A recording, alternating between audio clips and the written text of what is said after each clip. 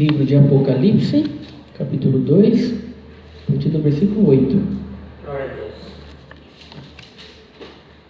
Todos já acharam? Vamos ler com a guia do seu Santo Bem Espírito. Carta à igreja em Esmirna. Ao anjo da igreja em Esmirna escreve: aquele que é o primeiro e o último, que foi morto e ressuscitado, faz as seguintes afirmações: conheço as tuas aflições e a tua pobreza, contudo tu és rico. Conheço a blasfêmia do que se dizem judeus, mas não são, pelo contrário, são sinagoga de Satanás. Não temas nada do que estás prestes a sofrer. Eis que o diabo está para lançar alguns de vós na prisão, a fim de que sejais provados, e sofrereis perseguição durante 10 dias. Sê fiel até a morte, e eu te darei a coroa da vida. Aquele que tem ouvidos, compreenda o que o Espírito revela às igrejas. O vencedor, de maneira alguma, sofrerá a punição da segunda morte. Somente até aqui. Amém. Glória a Deus, santo tu és, Pai. Glória a Deus, santo Senhor. Glória a Deus, santo Senhor. Irmãos, nessa passagem aqui nós temos as palavras de Jesus Cristo para a igreja de Esmirna, né? São 7 igrejas e uma delas é essa daqui que a gente está lendo, a igreja de Esmirna. E essa carta é uma carta muito esclarecedora, né, irmãos? Porque ela começa nos mostrando, sabe, quem é a pessoa de Jesus Cristo? Quem é esse Jesus Cristo que está falando com a sua igreja? E ele vai dizer: ele é o primeiro e o último. É isso que está falando, ele é o primeiro. Sabe, antes de qualquer coisa ser criada, ele já existia, ele era o primeiro. Glória a Deus. Sabe, nada veio à existência fora dele. Quando não existia nada, quando nada havia nesse mundo que nós conhecemos, nesse universo, sabe, a única coisa que tinha era Jesus Cristo, né? João vai revelar isso: no princípio era o verbo estava com Deus e o verbo era Deus. Então ele é o primeiro, sabe? Então não é qualquer um que está falando, né, irmãos? Ele é o primeiro e não apenas o primeiro, ele é o último, né? Tudo aquilo que foi criado, tudo aquilo que veio à existência tem o propósito final de glorificá-lo. Não tem nada que foi criado ao acaso, nada que foi feito com um propósito sem que isso glorifique a Ele no fim das contas. Então a nossa vida, irmãos, tem como propósito glorificar a Deus. A nossa salvação tem como propósito glorificar a Jesus Cristo. Então ele é o primeiro e ele é o último. Então está nos revelando quem é esse Jesus, quem é essa pessoa de Jesus Cristo. Sabe, é muito importante nós nos atentarmos para isso, porque muitas vezes as pessoas agem como se fosse uma pessoa qualquer tentando consolar a sua igreja, né? Mas como se um vizinho qualquer viesse para nós e dissesse para nós: não fica assim, vai dar tudo certo, daqui a pouco esse problema se resolve, daqui a pouco você vai ver, o seu marido volta, daqui a pouco você consegue outro emprego, né? Você está enfermo aí, você vai ver, você vai fazer um tratamento lá, vai ser curado, né? Então não fica assim, sabe? São apenas palavras vazias, né? Aquela pessoa não pode ter certeza de nada do que está falando. Às vezes a situação vai piorar, às vezes o marido não vai voltar mais, às vezes a pessoa nunca mais vai conseguir um emprego bom, e às vezes a pessoa vai morrer da enfermidade. Então são apenas palavras ao vento, palavras vazias, de alguém que está tentando consolar, de alguém que está tentando fazer o outro se sentir bem, sabe? Mas não é a mesma coisa que acontece, irmãos, quando nós estamos falando da palavra de Deus. Nós não podemos olhar para a palavra de Deus e dizer: não está escrito aqui, né? Mas não sei, né? Será que é mesmo, né? Será que dá para acreditar? Né? Será que dá para a gente ter essa paz aqui? Será que dá para a gente ter essa alegria aqui? Não sei, né? Sabe, muitas vezes as pessoas estão numa condição de desespero, estão numa condição de angústia, estão numa condição de aflição e você está falando para elas da palavra de Deus e elas estão agindo como se fosse um vizinho qualquer, né, que estivesse tentando consolar, mas são apenas palavras ao vento, são apenas palavras sem poder. Irmãos, então, por isso que é importante nós sabermos quem é essa pessoa de Jesus Cristo. Não é alguém qualquer que está falando, né? É o Deus Todo-Poderoso, Criador de todas as coisas, aquele que disse: haja luz e houve luz. Então as palavras são dignas da nossa atenção, né, irmãos? São dignas de nós olharmos para ela e nós crermos nelas, porque elas são verdadeiras, elas se cumprem. Não é alguém que mente, não é alguém que não sabe o que está dizendo, né, irmãos? E ele vai dizer que ele é o primeiro e o último que foi morto e ressuscitado, né? Quem que é essa pessoa de Jesus Cristo? Foi aquele que foi morto, foi aquele que morreu pelos nossos pecados, né? Quando nós estávamos mortos em nossos pecados, nos nossos delitos, quando nós estávamos em inimizade com Deus, sabe, esse foi o que nos salvou, sabe, é esse que está falando com vocês, o texto bíblico está querendo dizer, sabe, ele morreu, ele entregou a sua própria vida, para que nós pudéssemos hoje ter vida, sabe, mas ele não permanece morto, ele foi ressuscitado, ele intercede por nós hoje, à direita de Deus. Então olha só, irmãos, sabe, essa deveria ser a ênfase da igreja hoje, né? A igreja deveria estar focada nisso, naquilo de mais grandioso que Jesus Cristo fez por nós, né? Nos salvou, né? Estávamos indo para o inferno e Jesus Cristo veio, intercedeu na nossa caminhada rumo ao inferno, nos salvou, nos regenerou, comprou para nós toda sorte de bênçãos espirituais, e hoje nós somos salvos graças àquilo que ele fez. Sabe, a igreja deveria estar focada nisso. Sabe o que acontece com as igrejas hoje? Não, vamos focar na realização dos sonhos, né? Vamos focar na realização dos sonhos, sabe? Vamos focar na cura, vamos focar na cura, né? Tem igreja aí que é 500 testemunhos de gente que foi curada, e você que está aí em casa, enfermo, venha para a igreja aqui para você ser curado. Sabe, o problema do ser humano é a falta de dinheiro, é porque está enfermo na carne. Esse é o problema do ser humano, né? O problema do ser humano é que ele precisa ter um relacionamento melhor com o esposo, com a esposa, né? Sabe, mas a Bíblia não fala que esse é o problema do ser humano. Sabe, a Bíblia fala que o problema do ser humano é o pecado. Sabe, que ele está indo para o inferno, que ele está em inimizade com Deus, que ele precisa de um Salvador. Sabe, e esse Salvador é Jesus Cristo. Sabe, irmãos, que é preciso que nós venhamos a enxergar essa condição miserável, né, irmãos? E para que nós possamos enxergar Jesus Cristo como um Salvador. Quem não está numa condição miserável não precisa de um Salvador. Só precisa de um Salvador quem está indo para o inferno, quem está numa condição miserável.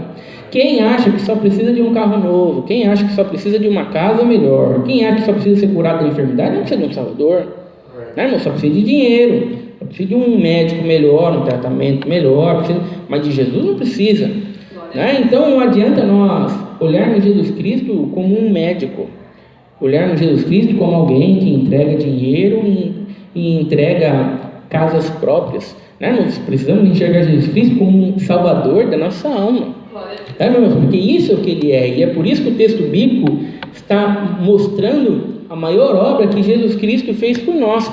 Esse é o nosso problema, e quem está proclamando essas palavras foi aquele que foi morto e ressuscitado.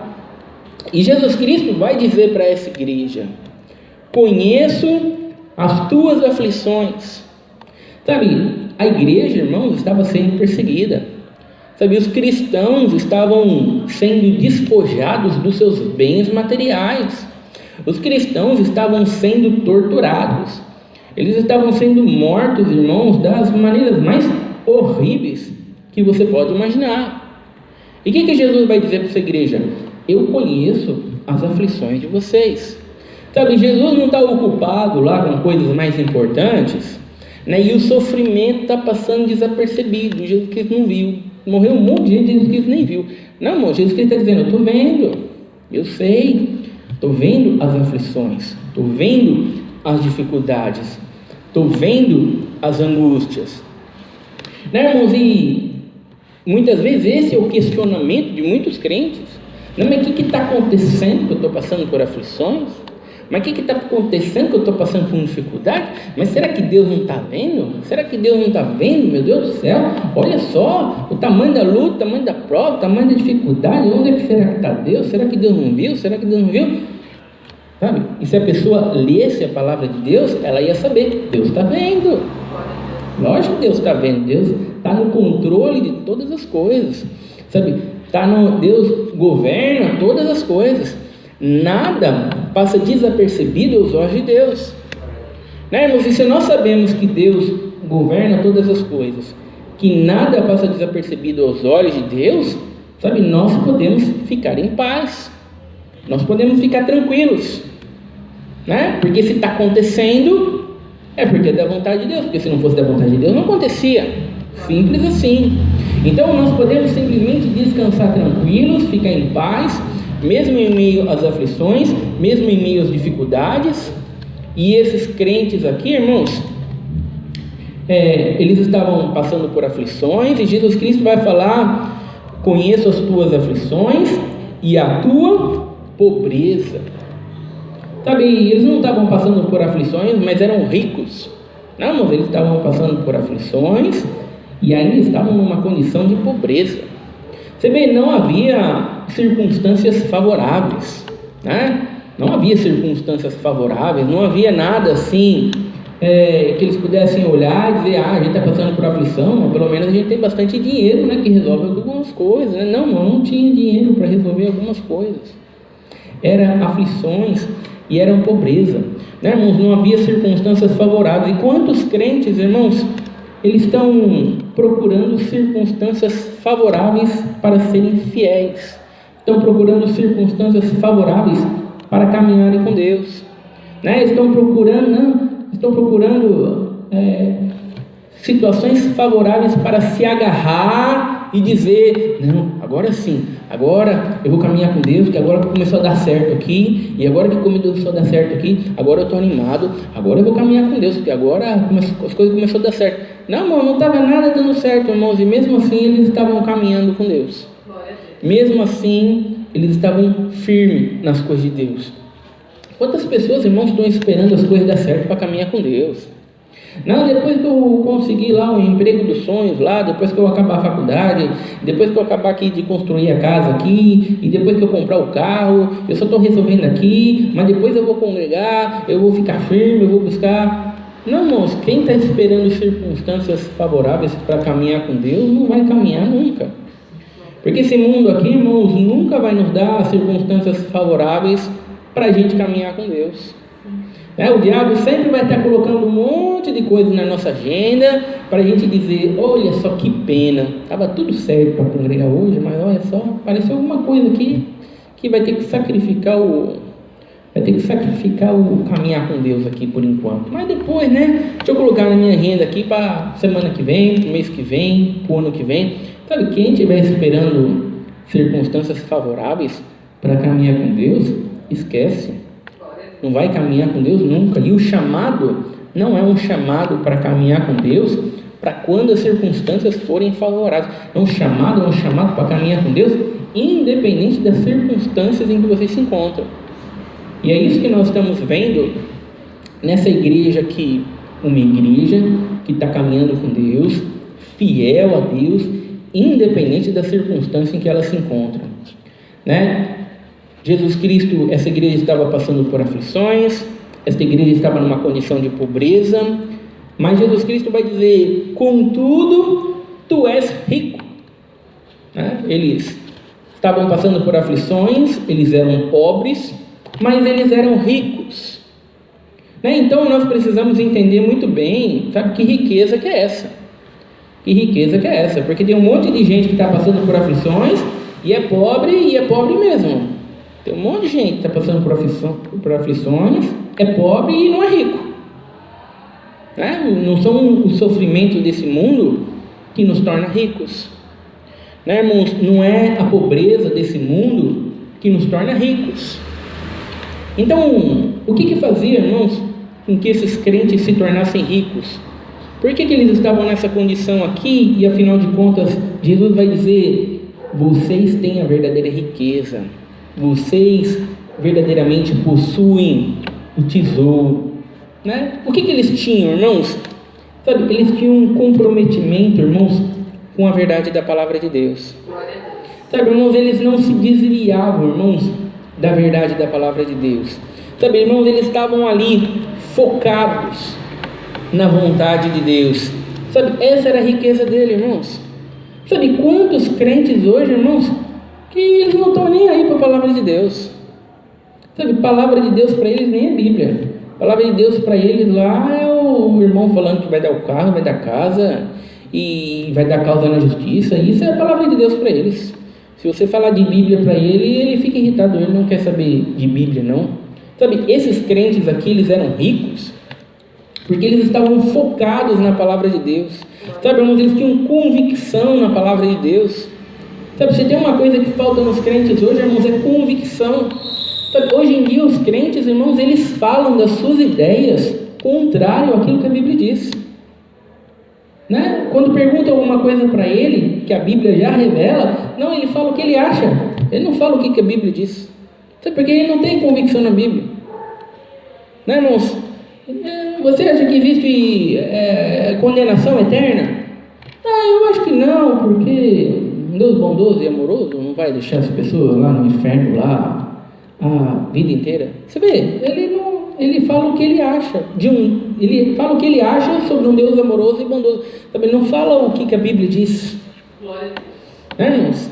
Irmãos? Deus não vai salvar todo mundo. Não, na minha opinião, se fosse eu salvava todo mundo. Eu não fazia assim do jeito que Deus fez. Você vê, quando alguém ele acha que pode ter ideias contrárias à palavra de Deus, pode ter conceitos contrários à palavra de Deus, pode pensar sobre determinadas circunstâncias diferentes da palavra de Deus. Sabe, esses crentes aqui, irmãos, eles eram ricos por quê?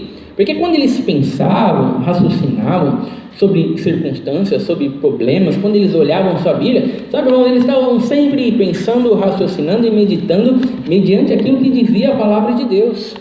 Sabe, por isso que eles eram ricos, eles não se perdiam em ideias, em filosofias, em novas ideias, em novos conceitos. Não, irmãos, eles se focavam ali na palavra de Deus e a vida deles era baseada na palavra de Deus. E isso tornava eles ricos.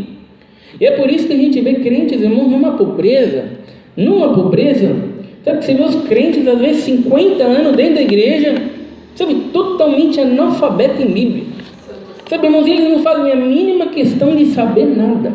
Não, eles não querem saber nada. Quanto mais analfabeto, melhor. Você vê, são pobres. Muitas vezes estão passando por aflições, muitas vezes estão numa condição de pobreza e são pobres espiritualmente ainda. Não é por isso que a maior riqueza que nós podemos ter nesse mundo, irmãos, é a palavra de Deus, porque a palavra de Deus nos mostra quem Jesus Cristo é. Somente a palavra de Deus faz com que nós conheçamos a pessoa de Jesus Cristo real, não o Jesus Cristo inventado pela nossa mente. Então esses crentes eram ricos, e Jesus Cristo vai dizer: conheço a blasfêmia do que se dizem judeus, mas não são, pelo contrário, são sinagoga de Satanás.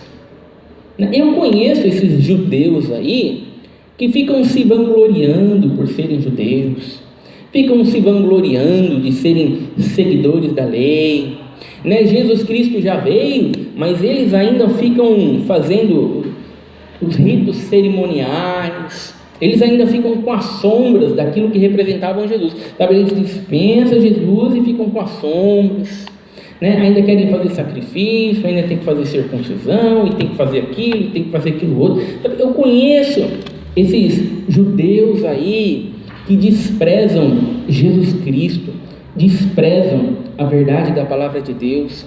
Sabe, e o que eles são? Eles não passam de uma sinagoga de Satanás. Sabe quantas igrejas hoje, irmãos, eles fazem lá as suas assembleias? Não, vou fazer assembleia, chama todo mundo, se reúne lá os anciãos, o cooperador, do mundo inteiro e se reúnem, né? E eles estão falando lá sobre dinheiro, sobre crescer, sobre como podemos ter mais resultados, onde nós podemos construir mais. Sabe, ninguém está preocupado com a verdade da palavra de Deus sendo deturpada. Sabe, ninguém está preocupado com as pessoas passarem 30 anos na igreja e não conhecer nada de Bíblia. Ninguém está preocupado com a teologia da prosperidade, receba isso, receba aquilo outro, né? E esses que estão desviando as pessoas da verdade da palavra de Deus, essas assembleias que não se importam com a verdade, pelo contrário, deturpam a verdade da palavra de Deus, sabe, não passam de sinagogas de Satanás, sabe, irmãos, não passam de assembleias onde quem governa, quem preside, quem conduz é o diabo, é Satanás, né, irmãos? Ele é quem está gerenciando e quem está conduzindo as prioridades. A prioridade é crescer, a prioridade é construir mais igrejas, a prioridade é tudo, menos a verdade da palavra de Deus, né, irmãos? Menos colocar na mente das pessoas a palavra de Deus. Você vê como é que é fácil, irmãos, nós sermos governados por Satanás? Você vê como é que é fácil, irmãos, nós deixarmos de ser uma igreja de Jesus Cristo e nos tornarmos uma igreja onde quem governa é Satanás? Irmãos, basta a gente deixar a palavra de Deus de lado e a gente começar a pregar aqui as nossas ideias, os nossos conceitos, né? Moralismo, faça isso, faça aquilo outro, não haja assim, não haja de outro jeito, ajude os pobres, e a gente deixa o texto bíblico aqui, né, irmãos, e entrega os sonhos, entrega os projetos, e a gente trata sobre um monte de coisa bonita, a gente vai falando, mas não passa de sinagoga de Satanás, né, irmãos? Porque o diabo é aquele que sacrifica a verdade, e as pessoas ouvindo pregações morais, né? Faça o bem, ajude o próximo, não xinga a esposa, não xinga o esposo, sabe? As pessoas ouvindo essas pregações simplesmente morais, não da palavra, sabe? As pessoas acreditam realmente que estão ouvindo a palavra de Deus, que estão ouvindo a verdade de Deus, né, irmãos? Então, esses crentes aqui, eles eram cristãos de verdade, porque eles estavam focados na palavra de Deus. Glória a Deus. Sabe, irmãos, eles não se desviavam. Mas Jesus Cristo conhecia aqueles que queriam deturpar a palavra de Deus, né? E Jesus Cristo vai dizer: não temas nada do que estáis prestes a sofrer. Eis que o diabo está para lançar alguns de vós na prisão, a fim de que sejais provados, e sofrereis perseguição durante 10 dias, se fiel até a morte, e te darei a coroa da vida. Você vê, esses crentes, eles eram fiéis, esses crentes, eles perseveravam na palavra de Deus, e o que ia acontecer com eles? Ia vir a vitória, a vida ia melhorar, os sonhos iam se realizar? Não, eles iriam sofrer, eles iriam passar por dificuldade, a fé deles iria ser provada. E o que Jesus Cristo vai dizer? Não temas nada do que estás prestes a sofrer. Não temas nada. Jesus Cristo não está dizendo para eles: vocês vão ter bastante medo, viu?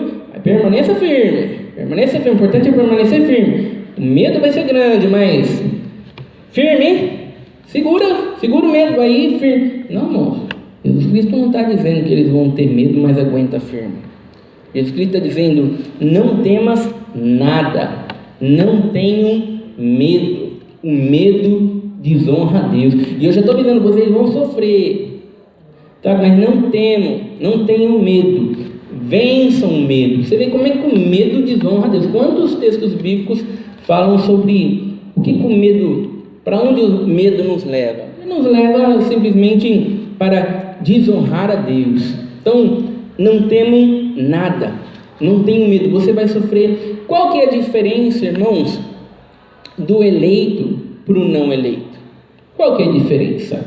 Né? Diante de um sofrimento terrível, para depois você ser morto ainda. Qual que é a diferença? Sabe, a diferença, sabe, é que quando a escuridão chega sobre nós, sabe, quando as trevas nos envolvem ali, sabe, irmãos, no sofrimento, na angústia, na aflição, na beira da morte, irmãos, há uma pequena chama ali. Então, pequena chama ali, quase que insignificante. Sabe, os não eleitos, eles vão apagar a chama, sabe, e as trevas vão tomar conta dele.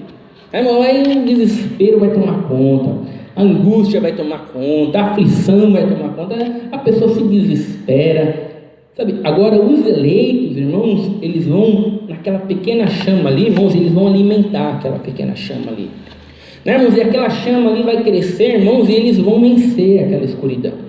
Eles vão vencer aquelas densas trevas que envolveram ali, sabe, irmãos? Por isso que eles vencem o medo, eles tratam o medo. Não é que eles não têm medo, não, eles tratam o medo, sabe, irmãos? Eles sabem o que fazer com medo, sabe? Eles sabem que caminho percorrer para vencer o medo. Os não eleitos, eles não sabem que caminho percorrer para vencer o medo, eles não sabem, então eles apagam a chama. Agora os eleitos, não, eu sei o que eu preciso fazer, eu sei em quem eu tenho que olhar, eu sei aonde eu devo estar focado, sabe? Eu sei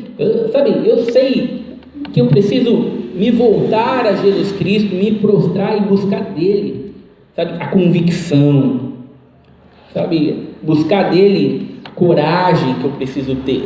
E é por isso, irmãos, que Jesus Cristo está dizendo para eles aqui, sabe? Não temas nada, sabe? Por isso que muitos cristãos que morreram queimados, morreram crucificados, né, irmãos? Quando eles morreram, muitos deles é descrito, você não via medo no rosto deles. Você não via medo no rosto deles.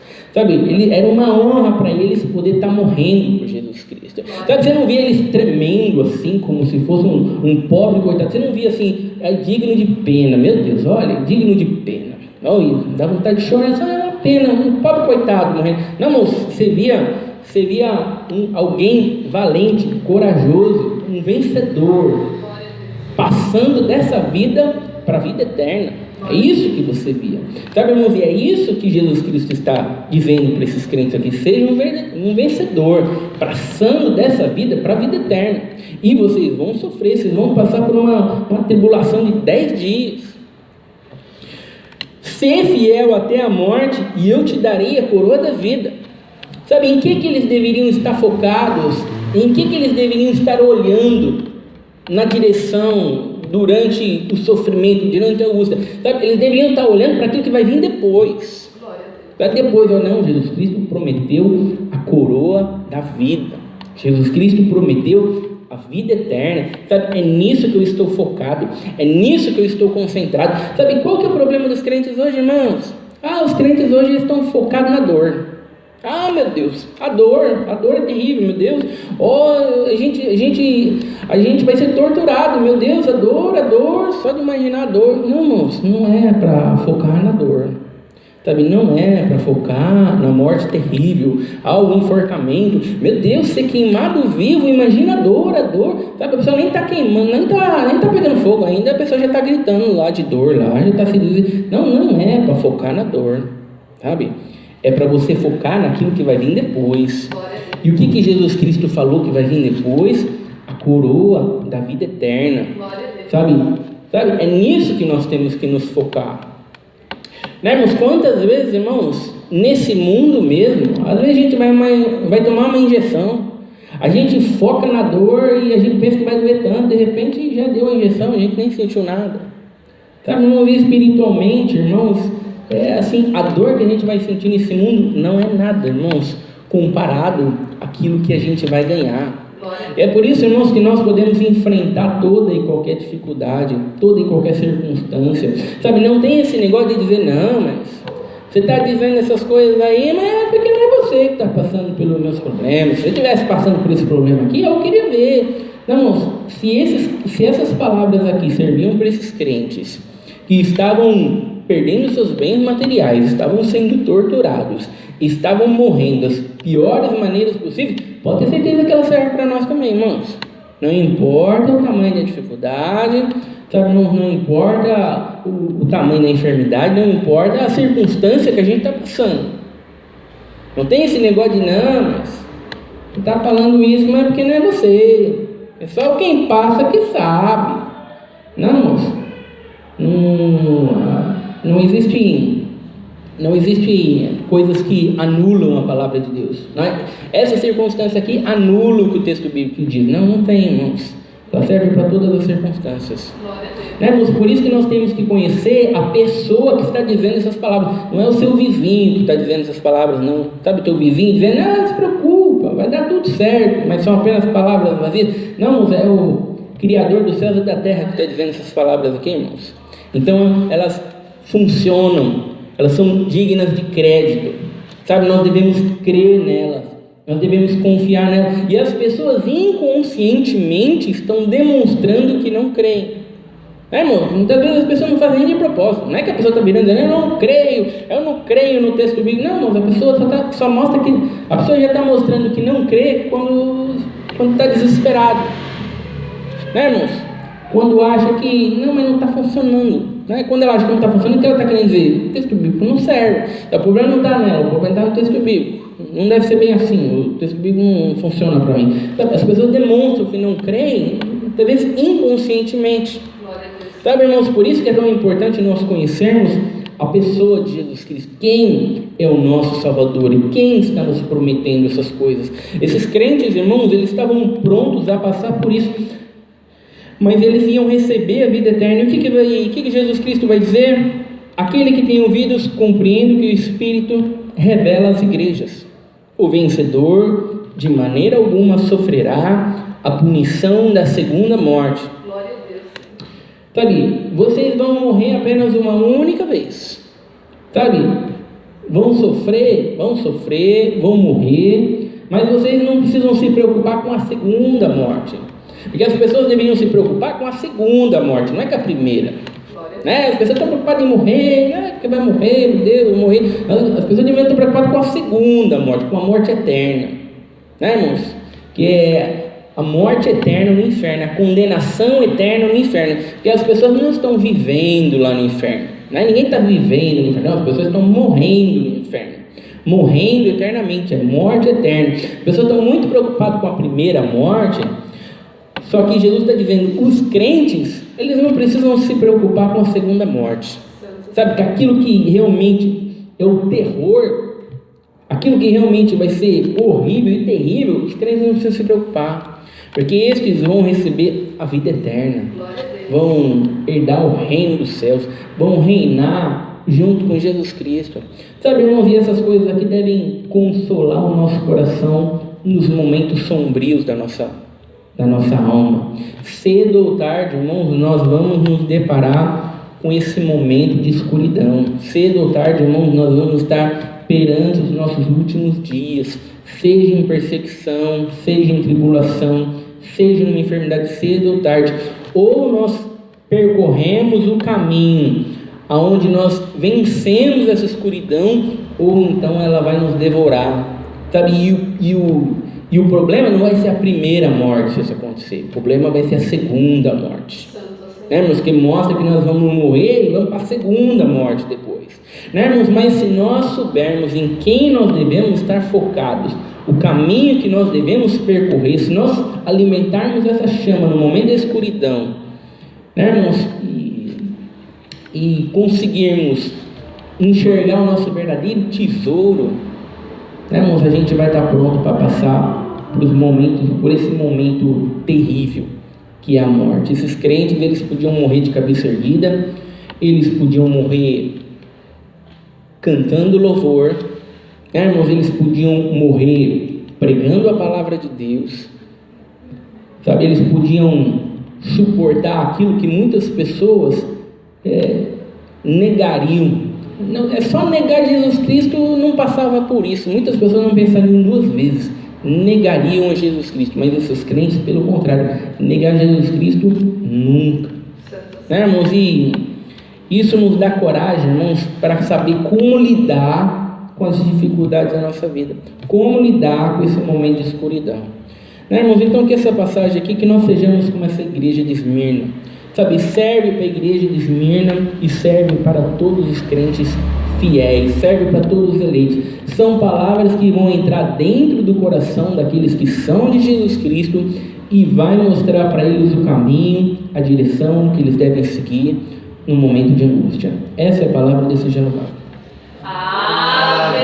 Juntos agradecemos a Deus em oração, em nome do Senhor Jesus. Amém.